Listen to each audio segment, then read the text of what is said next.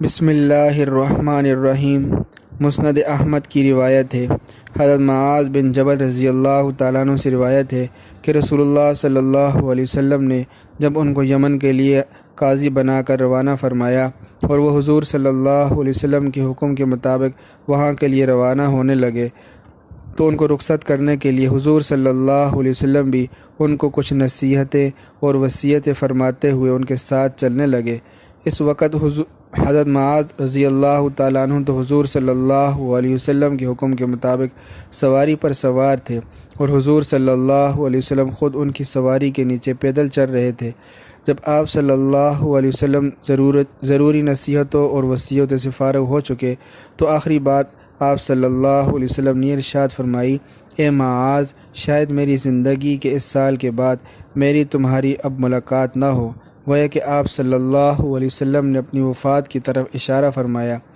یہ سن کر حضرت معاذ رضی اللہ تعالیٰ عنہ حضور صلی اللہ علیہ وسلم کی وفات کے تصور اور آپ کے فراق کے صدمے سے رونے لگے تو رسول اللہ صلی اللہ علیہ وسلم نے ان کی طرف سے منہ پھیر لیا اور مدینہ کی طرف رخ کر کے فرمایا کہ مجھ سے زیادہ قریب اور مجھ سے زیادہ تعلق رکھنے والے وہ سب بندے ہیں جو خدا سے ڈرتے ہیں اور تقوی والی زندگی گزارتے ہیں، وہ جو بھی ہو، جہاں کہیں بھی ہو، وہ میرے زیادہ قریب ہیں۔ تو حضور صلی اللہ علیہ وسلم کے اس ارشاد کا جو مطلب ہے وہ یہی ہے کہ اصلی چیز روحانی تعلق اور قرب ہے اور میرے ساتھ اس تعلق کا دار و مدار تقوی پر ہے۔ پس اگر اللہ کا کوئی بندہ جسمانی طور پر مجھ سے کتنا ہی زیادہ دور ہو،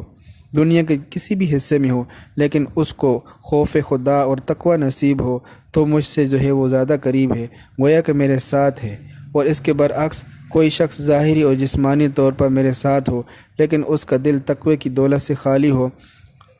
تو اس ظاہری قرب کے باوجود مجھ سے دور ہے اور میں اس سے دور ہوں۔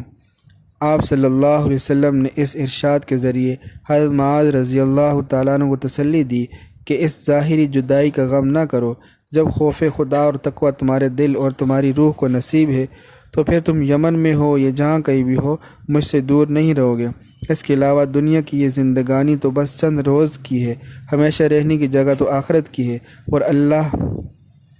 اور وہاں اللہ کے سارے تقوی والے بندے ہمیشہ ہمیشہ کے لیے میرے ساتھ اور میرے قریب رہیں گے، اور پھر اس قرب و وصال کے بعد کسی فراق کا اندیشہ نہ ہوگا۔ تو اس حدیث سے ہمیں یہ ملتا ہے کہ ہم بھی تقوی اختیار کرنے والے بن جائیں۔ اگر ہم جو ہے تقوی اختیار کرنے والے بن جائیں، اللہ سے ڈرنے والے بن جائیں، تو یقیناً ہم حضور صلی اللہ علیہ وسلم سے دور نہیں ہیں اور اللہ کی رحمت سے دور نہیں ہیں، بلکہ اللہ کے قریب ہیں اور حضور صلی اللہ علیہ وسلم کے قریب ہیں۔ اللہ تبارک و تعالیٰ سے دعا ہے کہ اللہ تبارک و تعالیٰ ہمیں تقوی والی زندگی اختیار کرنے کی توفیق عطا فرمائے۔